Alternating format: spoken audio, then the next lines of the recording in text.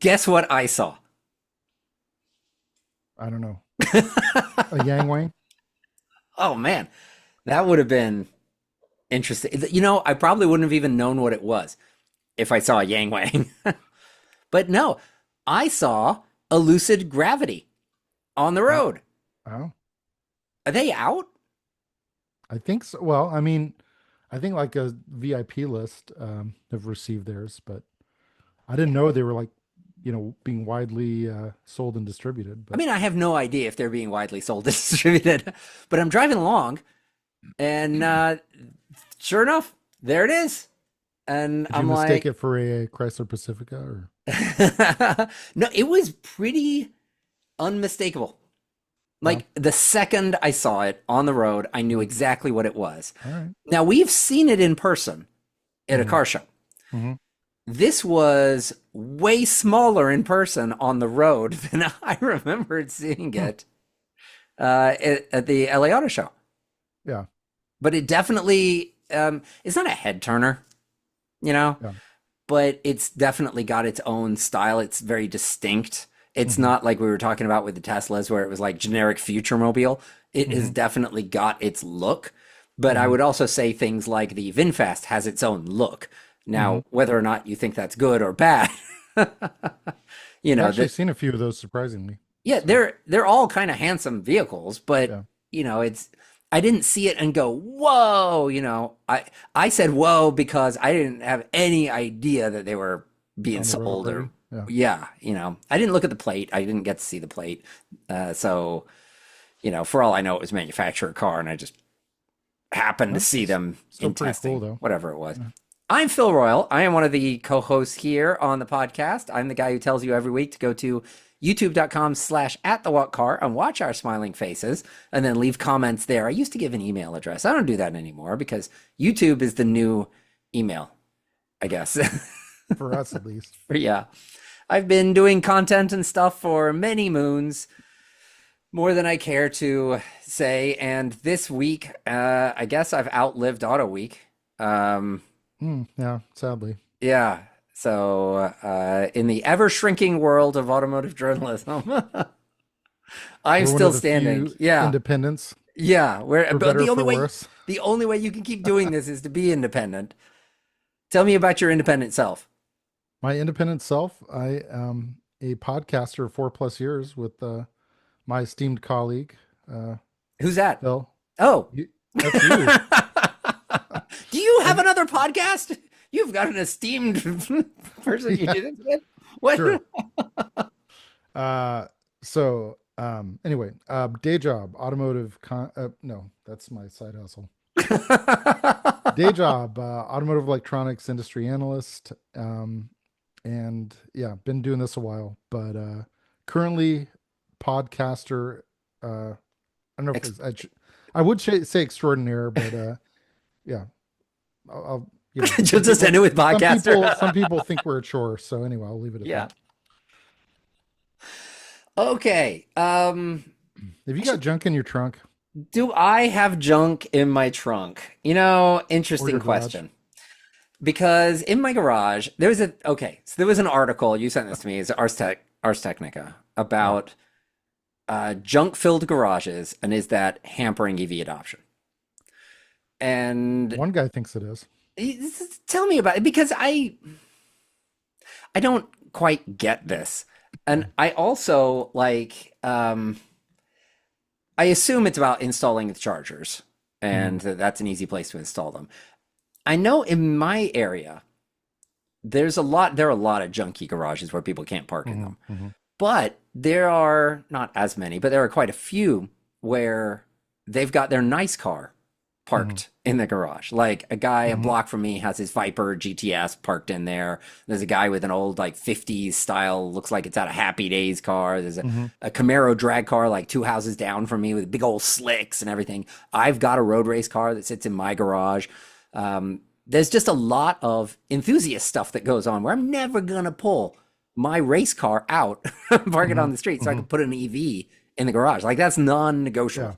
And it's the same thing with the guy with his 60s Camaro drag car and the guy with the Viper Hmm. and all this stuff. Like those are not coming out. So whether it's junk or not, but the premise of this was everybody's got junk in their garage. And why is Mhm. that?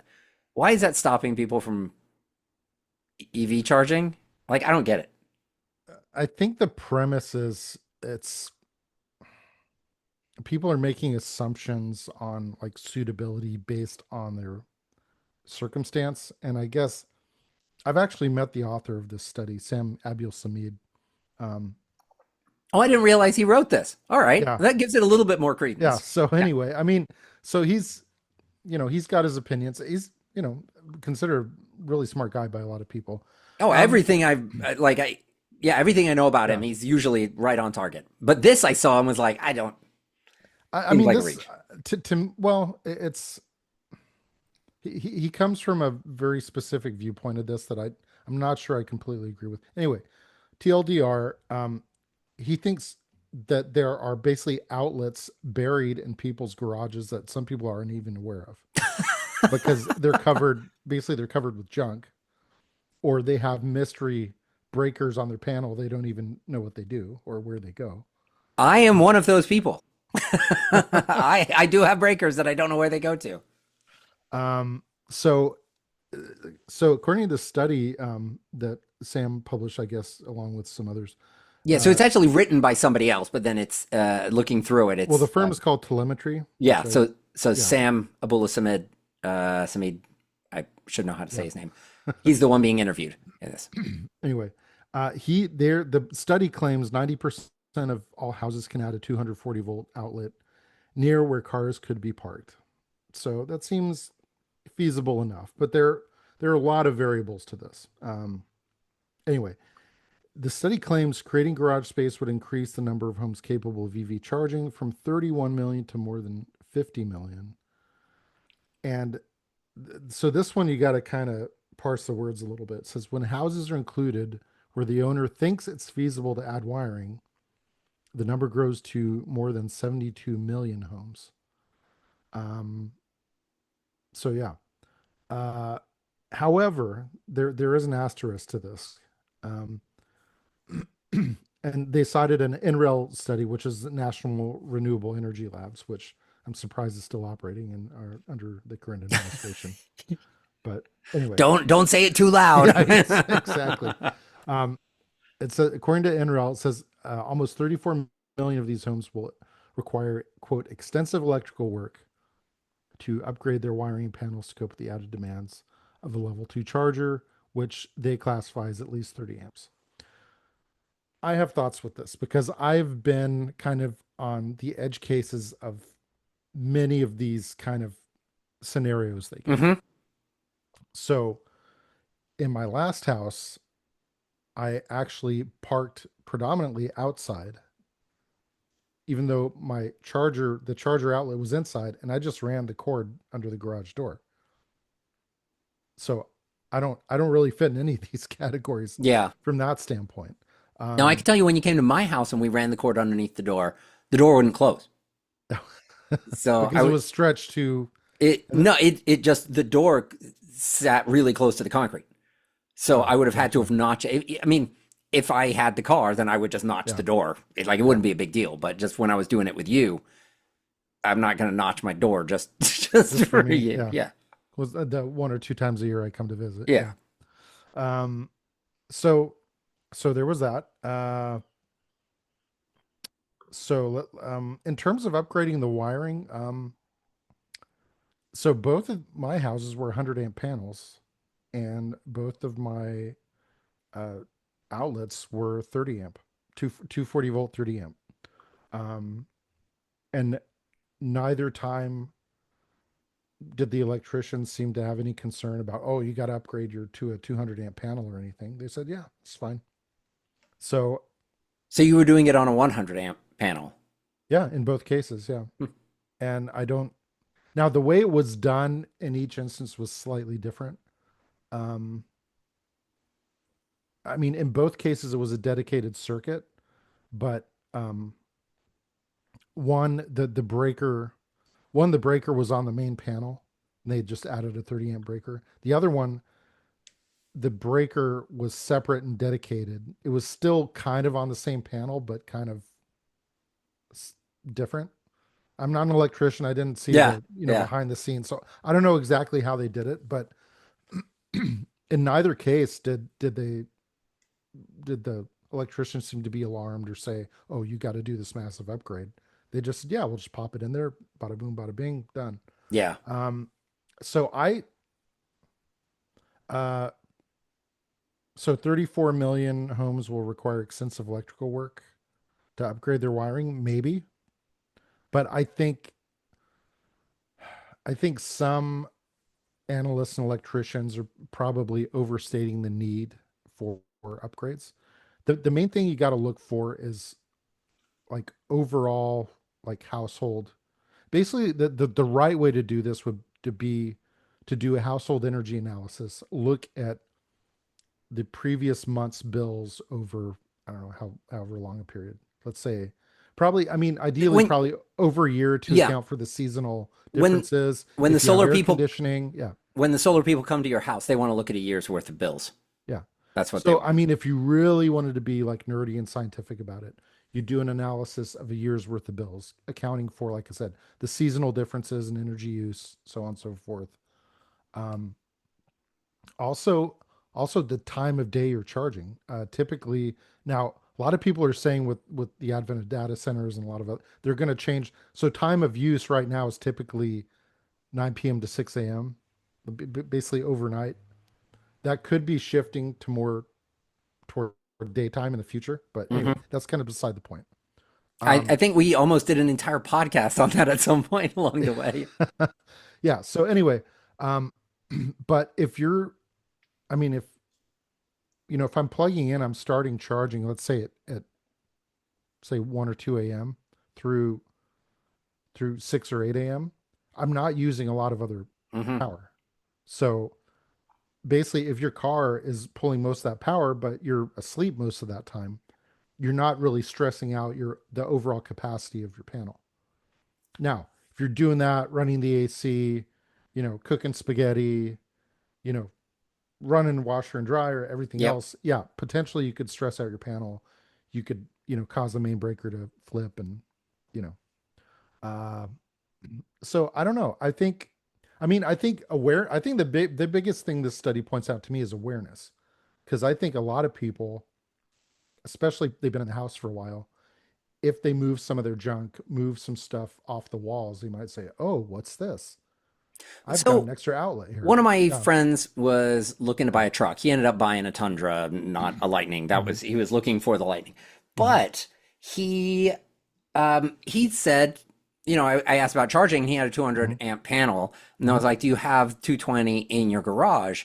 And him and his wife were like, "I don't know." Like we went and we looked, Hmm. and they didn't have um they ended up not having Hmm. 220 Hmm. in their garage, but they looked at the different plugs and they didn't know what anything is. Like they don't Hmm. know. Hmm. So to them, they even need an electrician to just come out and tell them what the difference is between like 120 and Yeah. 240 Hmm. versus, they don't. I went and looked at their panel, told them kind of what they had, and I was like, yeah, you need to get somebody to run a wire, but it wouldn't be that hard. But like they just don't know. And So that is a basically, they huge had the part of this. capacity, but it wasn't built in, Yeah. is what you're saying. But I don't think it would have been hard either because it was like Yeah. one wall away. The run wouldn't have been very long. It would have cost money, but but the point there is that they were looking at plugs. They didn't even know, Yeah. like to them, a plug's a plug's a plug. Yeah. And I think that's probably your average person. Yeah. No, I mean, I think the consumer awareness level on this is pretty low. I don't think most major automotive brands, unless they're EV specific, like Tesla, like Rivian, like Lucid, necessarily does a very good job educating. Hmm. They're just say, well, here we throw a charger in the trunk, and there you go. And then they say, wait, this plug doesn't match, Yeah. the wall plug, and they don't know. Yeah. But Or you plug in, there was an article where I think she bought a Leaf or something. She wrote some article about it. She like got home and discovered it was like 5 days to charge it. That yeah, it from a was, wall plug, yeah. yeah, I because think she it was just didn't actually know because I a think it was plug's a actually a plug. Mach E. Was it? Is that what it was? Yeah. If I remember It correctly. Yeah. it doesn't even really matter what it was. It was And it that said she time to got charge home. 60 hours. Yeah, and was like, she's like, what? Because you Yeah. just don't know. It's just something that you Yeah. just like. I think a lot of people probably think that a level can't really distinguish early on EV. Hmm. Like when you're Hmm. getting EV curious, or maybe even just bought Hmm. your first one, you might not know the difference between a level 2 and a level 3 when you go to like a shopping mall. Hmm. Hmm. That you just go, oh, well, that's going to charge it fast because I'm at a destination. I am at somewhere out Hmm. that's a charging area. You plug it in Hmm. and it's 8 hours to full. And you're Hmm. like, wait a minute. Yeah. I think there's just so much education that's needed. Yeah. And that sounds kind of stupid, but at the same time, I think it's very real. I think Yeah. people No. just don't know, especially when you get to NACS. This is a whole rabbit hole because now you don't even know based on the size of the plug. I can't even tell Yeah. you, oh, if it's big and bulky and you can't really lift it and bend the cord or plug it in, like it's really difficult, that's going to charge Hmm. you fast. Whereas if it's easy to put in, then it's going to charge it slow. Like at least with CCS, you could say that. With NACS, you're like, Yeah. The plug-in looks the same. yeah, Now, the cord is usually a little thicker on level 3, yeah, but but it's a lot the more plug difficult to itself is the describe. same. Yeah. So it's like, yeah. So I don't know. I'm not going to say he's wrong. I'm not going to say he's right. I think it really, I'd say it really is a case by case basis. I think what's going to make the difference is adoption increases, which, if you listen to the MAGA narrative, it's like EVs are falling off a cliff. It's all going to be a bunch of rolling coal, Hmm. giant diesels and all that. Whatever. Um, I think as consumer curiosity increases for EVs, awareness will also increase. And also, too, I don't know if this is national, but certainly like in California and other more, I guess you call politically progressive states, they're basically mandating 240-volt outlets in garages in new construction. Yeah. So I think the code is basically mandating, I want to say 1450 outlet in garages now going forward, or at least a 1450 circuit where you could hardwire, you know, you know, or whatever, wall charger, like permanently installed. Um, so, and, depending on how enthusiastic, again, this varies by individual dealerships. Believe it or not, there are some franchise dealerships that sell quite a few EVs and have like EV specialist salespeople that are really knowledgeable and enthusiastic about this. That is not the general rule. It seems overall they're kind of like, hey, let's get you into this V8 Silverado over here. Hmm. But Yeah. anyway, Well, no, so this article, I'm going to yeah, go and actually read it now because I thought it was about people parking their cars in their garages and that would be better for charging. And it sounds like that's not what it's about at all. And that it's about awareness. Yeah. it's about physically finding the plug in the Hmm. garage and seeing Hmm. if it works. Yeah. And yeah, so I now all of a sudden I think this You're is a great curious. article. So yeah, I don't know, You but like it changed my says, mind, Ed. there you go. So varies, by case and by person. Yeah. And I think over time, consumer awareness will change on this. Yeah. Because I mean, you think of the early days of cell phones, micro USB versus lightning versus, USB-C. And now everything's kind of converging around USB-C. And usually, typically, if you say USB-C, people know what you're talking about. Yeah. Whereas in the early days, you're like, I don't know, Yeah. It's like, Well, meanwhile, though, you've got legacy items like the headphones I'm wearing now. If you go to youtube.com/@thewhatcar, you'll see the headphones I'm wearing now. These are powered and yeah. they charge with like a micro USB or something. It's one where it's like longer at the top and shorter at the bottom, but skinnier. It's like one Yeah. that it's a standard that didn't last for very long, that it was like between the mini and USB-C. And so it's like the Chatamo of headphones that I'm Oh wearing. no, it's actually USB-B, believe it or Is not. that, it's like, I don't even know. And it's still, this is really bizarre. The one application that's still common is printers, believe it or not. Hmm. My scanner uses the same thing.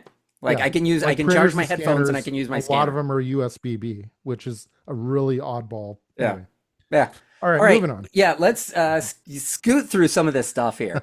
We've got BYD Yangwang U9 Track Edition sets new EV top speed record, which I was like, eh. And then I saw that it was 293 miles an hour. So they're pushing the triple Benjamin there. That's a lot of air to be pushing.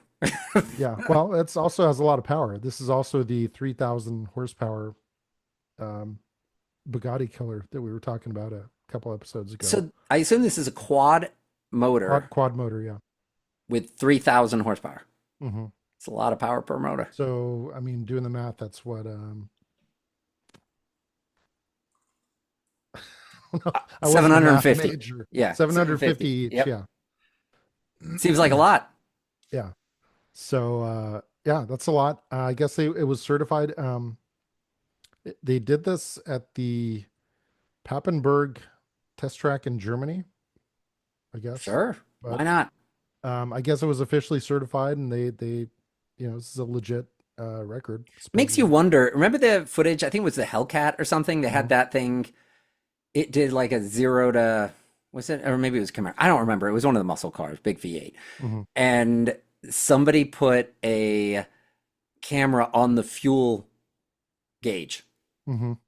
while they were doing like a Nürburg, not Nürburg, And you could literally on see it moving. yeah, they were on like in Germany, like on the, well, what are the things, and you could watch this thing go, and it was something like 7 minutes to empty, something like that. Jeez. It just, and you just watch it in this YouTube video, it's just the needle as it moved, and you're like, whoa. I imagine it's the same thing with the power graph on this Yangwang. Yeah. Yeah. So You're anyway, not this in the is little a green area of the, yeah.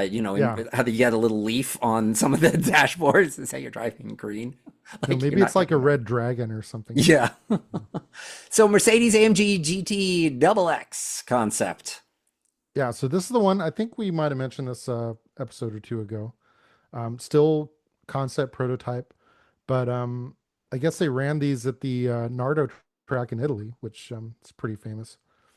So I if you read the article, it's confusing because they set multiple records. So I guess they ran two cars, but they ran them for more than 24 hours. I think they ran it over like I think 7 or 8, yeah, under uh just under 8 days.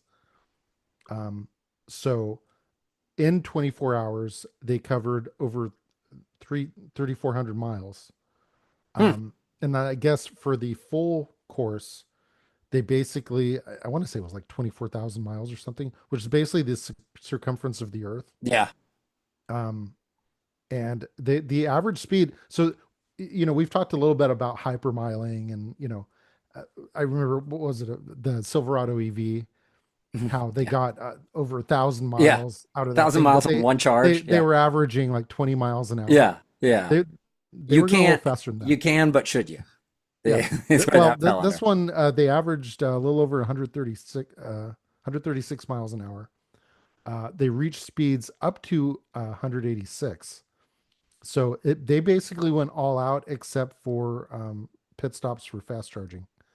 And this thing has a 900 kilowatt charging capacity, which is Great Scott. That is, 1.21 gigawatts, yeah, right? that's getting up there. Yeah. Actually, you know what? 1.21 gigawatts is not far off from No, 900 it's kilowatts. not. So, yeah. So this thing was moving fast, charging fast. I mean, maybe not quite Yangwang level, but it's up there. And I like the way this one looks, Yeah, which it is the does look most important part of this whole well, story, is that it I looks like kind the of way it looks. yeah, it's kind of retro looking. Actually Mercedes had a concept, I think from the 70s, that looked really similar to this. It was very kind of sporty, had Yeah. kind of the low set grill with the TriStar. Um, so yeah, it's really cool looking. Yeah. Um, I don't but like all of it, but I like as a whole, I think this yeah, car's a winner. well, it's definitely. I think if you were to see one of these on the streets, you wouldn't. I mean, you were talking how when you saw the Gravity, which it's kind of. Yeah, it I got your wouldn't say it's a attention, head but it, turner. Well, I yeah, mean, I think only because we're EV nerds, we're like, yeah, oh, that's a Gravity. Most yeah. people say, what is Nobody that? else in the car I was with turned ahead. Yeah. But I think this, like anyone that looked at this would be, what is that? Yeah, That's kind of wild looking. Anyway, especially I when it's dig it. bright orange. Yeah. Price, who knows, who cares? I'm gonna guess at least a quarter million. Yeah, So if it ever more than I can made. afford. Yeah. Speaking of another car I probably will not be able to afford in my lifetime, barring Mega Millions. The 2026 Porsche Cayenne EV. So I guess a small handful of elite journalists, of which we are not of that group, were invited out to a top secret location to experience it. Um, so what do we know about it? We know it will have over 1,000 horsepower in the top of the line turbo model. Um, So it's going to have one Yangwang motor. yeah, basically. 800 volt architecture. Battery capacity, I saw little conflicting reports. Car drivers saying 108 kilowatt hours. I've seen 113 in other places, so I don't know if that's usable versus total. I don't know. Yeah. Claimed 10 to 80% charging in 16 minutes. Not bad. This is going to be the first Porsche with the NACS port in North America. 7,700 pound towing capacity, which sounds somewhat impressive, I guess, but that's pretty standard for that class of vehicle. Yeah, it's fine. Yeah, I mean, you look at like Range Rover, you know, Yeah. all of them. It's around that It's going ballpark. to get the job done. Yeah. Sure. Um, and so I guess Porsche a couple of years ago had like really, I would say a lot of automakers had really ambitious EV goals. They kind of scaled those back a little bit. So I guess the plan now is they're going to continue selling the internal combustion Cayenne model for until roughly about 2030. And at that point, the plan, at least now, is to go all EV. Um, The plan is no plan. That's plan the is let's plan. see what sells. Yeah. Yeah. They're, Um, they've managed to, the one thing that people have managed to impress me with, or manufacturers have been able to impress me with just mhm. recently, is how fast they're able to pivot. I've always viewed auto manufacturers as giant ships. You just Yeah. can't turn them, that you're on this trajectory. And the one thing that seems to have happened in the last 5 or 6 years is they've shown that they're very agile on certain things when they want to be. When they They want to be. Yeah. when they can be very agile. So they can go from, oh, we're going all EV to, oh no, we're not. And maybe I'm just not seeing other things that are in the works, that like they went, oh, we're all EV, and then what I don't see is in the engineering department them go, we don't know how to do this. And so the maybe the tides turned at the same Mhm. time that they realized that they couldn't actually engineer something at the Yeah. price point that they needed to with the technological needs. And maybe that just all Yeah. like coalesced and came together at the I same think, time. But it looks like to yeah. me from the outside that they can actually pivot if they want to. So I think you touched on something in what you just said that's very poignant. It's a lot of times it's not so much the capability, it's the cost and the profit margin. Hmm. So you can build a Remax Navara, you can build a Lucid Air Sapphire, but can you do it profitably, and at a price most people are willing to pay or can afford? So it's not so much, oh, can we build an amazing car for $2 million? Of course you can. Can you build an amazing car for 35 to Hmm. $45,000? A little harder. Yeah. Possible, yes, but a little more of a challenge. So I think that's now for a premium brand like Porsche, it's not as big of a consideration. I mean, you can find Macans for over $100,000. So my guess, they haven't announced pricing on this. My guess is this is gonna start around 100,000. I would guess a fully loaded Cayenne is probably gonna push, if not exceed 200,000. So for that buyer, it's like, who cares, you know? Yeah. And Porsche for a long time is, I don't know if this is still the case, but had the reputation in the industry as being one of the highest margin brands in the auto industry in terms of profitability. So, um, when you're not constrained to a budget quite as much, you can do more things. Bottom line, specs on this sound pretty awesome. Sounds like this is gonna kind of be in the same league as the Gravity Hmm. Model X Plaid, if we still care about that. I don't know. And I really like the idea of selling an EV and an ICE version side by side so we Hmm. can see the comparison in sales. We can see the comparison in Hmm. price. We can see the comparison in specs. I like that during this interim period. I really like that Hmm. it's it's easy to make to say, oh well, I don't know. I can't think of And anything. in But in a strange way, it makes it easier to compare stuff from our perspective. well, and not only that, I don't know how often this is going to play out, but it could be an interesting kind of side by side for consumers that aren't really aware. Is let's say some guy drives the V8 Cayenne and says, "Ooh, this is pretty nice, sounds good, pretty fast." And if the salesman's so motivated, he might say, "You think this is fast? Drive this." Yeah.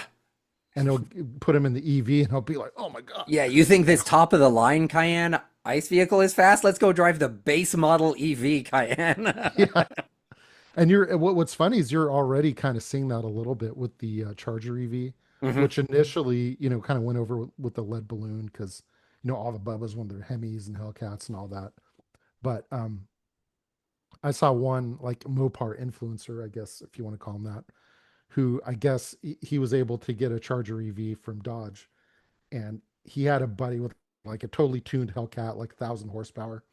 And on paper, the Charger EV only has, I say only, this is how spoiled we've gotten, 670 horsepower, which, compared to the Yangwang, it's nothing. But anyway, and he was smoking this other guy's 1,000 horsepower Yeah. Hellcat up to like probably like 90 miles an hour. And that guy was like, dang, that thing is fast. Yeah. No, So, I can believe it because when I was testing the Hellcat lineup, the mhm. one thing that you couldn't get on the Hellcat Traction. Challenger or Charger was traction. Yeah. So Yeah. to 90 miles an hour, there's there's no traction. Like that's Yeah. not happening. So anyway, so yeah, we'll see how it plays out. But yeah, Cayenne sounds pretty cool. I don't know if Yep. we're getting a chance to drive one, but maybe Porsche, Let's if you're go listening. through the last couple items and then get on out of here. Okay. Let's see. Scaringe, RJ Scaringe, the chief dude at At Rivian, Rivian. where I'm seeing more and more Rivians recently. A lot of R1Ss around. That he says it doesn't take quote unquote a huge amount of imagination to envision an R2 pickup. Nope, Yeah. I agree with him. So I guess this was in a pod. I don't know if we're supposed to mention rival podcasts, but Well, we it's sure our can. podcast, Yeah, so we'll do what we want. Um, we'll so this include a was on link in the the show notes. it's on the Inside EVs podcast. I guess they were fortunate enough to have him on. And yeah, he said, yeah, something we could do. But from the sound of things, it sounds like their main priority right now is getting the SUV launched. And presumably after that, I'm hoping, because I kind of want one still, R3 will come after that. And then potentially variations thereof of R2, R3. And I guess they even mention R4, R5, which who knows what those are going to be. Um, Eventually, they'll have to change their naming convention because once you get to like R10 or 15, I don't know. but Eventually, I think it it's would be like RX, but then you get a cease and desist from Mazda at that point. yeah. So, I guess by the time um, they get to the chance, it might solve itself because by the time you get to like the R10, the the name might not be Rivian on the back of the car. yeah, well, we shall see. Yeah, So, do you remember when the yoke first came out on the Model S? I do. I And I think you were had, out with a picket sign. yes, and I had strong opinions Yeah. about it. So they did that for a while, and then they realized a lot of people didn't like it, and then they reverted back to the good old standard round steering wheel. Mm-hmm. So this is kind of coming full circle. So you remember with the early Model 3 Highlands, they went with the stockless steering column. Yep. So they basically shoved all of the controls either between the touchscreen or the steering wheel. And they got a lot of pushback on that, specifically for the turn signal stock, because, and this is kind of a specific use case, but um, some people said if you're in a turnabout on um, in Roundabout. Europe, Yeah. roundabout in Europe, like trying to do the turn signals on the wheel while doing the roundabout is really tricky. Yeah. So it's easier to do it with the stock and to signal to get in and out of the roundabout. Anyway, I guess if you have a stockless Highland and you want the turn signal reinstalled, that Tesla will do that for you, of course, for a price. Um, so right now they're just doing this in China, but this could go global. So for $350, they'll put stock back on your car. You remember a few years ago, it was BMW started charging for heated seats, and that went over not well. Yeah. And people were like, I'm not going to pay for something like that. Like, I'm not going to pay a Or monthly Audi for fee. dual zone climate control. Yeah, they were charging like a monthly And it's fee some, for well, not some. only that, on the Audi, it said you do not have this feature. It actually Yeah. said that. And so they were trying to nickel dime, nickel dime, nickel dime.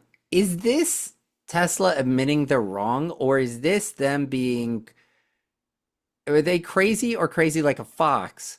In Have they discovered the way to make extra money? People are going to buy these cars anyway. And Mhm. no stocks isn't going to make somebody not buy the car. But you can get some additional revenue if you take away a feature and then 2 years later you sell the feature to them and people will pay you another 350 bucks. I mean, And I then don't when know. they're in, I mean, then you can be like, you know what? You should probably get your the gear reduction oil changed, or the battery coolant changed, or something. So you're saying Tesla is just like the old style dealerships? I'm wondering, like, I'm looking at this, and Yeah. they did it with the steering wheels. Now they've done it with the stocks. Is it the kind of thing where are they admitting they're wrong, or are they playing this like crazy? Are they playing 4D chess that people like to talk about now, where it's like, okay, we'll take this away because we know there'll be outrage, but people will talk about us, and there's no such thing as bad press, which there is, but that people will talk about us. It keeps our name in the press, so we don't need to advertise as much or anything, and then people will sell them the feature that they should have had when they originally bought the vehicle. We'll charge them extra money. They can come in. We can upsell, like you said, the old dealer model. I don't know. I think this is an admission of we screwed up without admitting we screwed up. There will be some people that won't care, that might say, "Oh yeah, I would have preferred if it had a stock, but I'm not going to pay extra for it." Yeah, I wouldn't. But there No are matter going to how be, much I hated it, I would not give them extra money to give me but the some feature that I people might wanted. say, "No, this really bugs me, and I'm going to pay for this." Yeah. Just like I paid for the puddle lights, even though that's not really totally apples to apples. But Yeah, I would almost say that it was like the turn signal. Was the turn signal I know you had to pay to fix the turn signal problem. The what do you blind mean? spot monitor. Oh, yeah, yeah, yeah. Was The that cameras with the light Yeah, blowout. they Yeah. gave you that, but then they gave it to you like you got that as a free software update where it suddenly Mhm. did Yeah. blind spot monitor. But when they did that, they did it with a part that was problematic that you needed to pay them for. Once again, 4D chess that they're Yeah. playing. They Well, I gave mean, you something that then required you to pay them in order to get it to the way that it should be. but the funny thing is that flaw was not revealed until they activated that feature. Yes, Because but they prior knew to about it. There's no yeah, way they didn't. There's no because way they didn't test prior it. to that, I didn't even know because they didn't have the Yeah. feature. But when they activated it, I'm like, man, that's annoying. It's lights They going in and knew out. when they released it onto your model car and all the cars that had that light leak issue on the turn signals that would affect the blind spot camera. Uh, They knew that there was light leak issues. There's no way they didn't. And if they oh, of didn't, course. it's scary Well, that I they are mean, and releasing that's why they vehicles on denied my public warranty roads. claim, is they said, "Oh, this is working as intended." Yeah. So Well, just I give mean, us just before give us a they few $100 and we'll fix it for you. okay, so I guilty as charged. I Yeah. think I've not been one to buy into like conspiracy theories, but I'm beginning to like my conspiracy theory that I just came up with. The That Tesla's nickel and diming us after the fact. they've come out with a way to nickel and dime you, yeah. As a recurring, this is their recurring. So BMW had a revolt when everybody had to suddenly pay a monthly fee to get heated seats. Here, they're doing it just in a slightly different way. They're doing it with broken parts. Yeah. And they said, "Oh, we'll sell you the upgraded ones, but not for free." Yeah, I need a hashtag for this conspiracy theory, and then we'll have a movement. Forgot. We'll have to think of it. Yeah. All right. I want to call it a day. I've got things to do other than chitty chat. All right. So we just chitty chatted. We just chitty chatted. Yeah, we did. Anyway, So more to come. We may or may not take a break next week. there is a chance we're 50-50. There may not be an episode next week. If there is not an episode next week, that will be the first time in 230, that would be 239 episodes. That'd be the first episode since we started 238 episodes before where we skipped a week, which is just shocking that we Yeah. have somehow managed to do this. But I don't know. I mean, we may Here we try. are. We're gonna try, but don't be surprised. We'll be back the week after if we're not here next week. You can find us on all the social medias in the meantime. You can if we take the week off, you don't take the week off. You share us on social media, share the podcast. You'll find links at thewhatcar.com, and you could Go just back share through that the link out. archives, Yeah, go. rewatch the oldies You and go back to goodies. episode 1. Is amazing. I don't recommend it. Amazingly bad. Yeah, yeah. So let's just call it a day at that. All right. I'm happy with the way that episode went. for me. So we'll put a bow on it and end it here. See ya. Bye.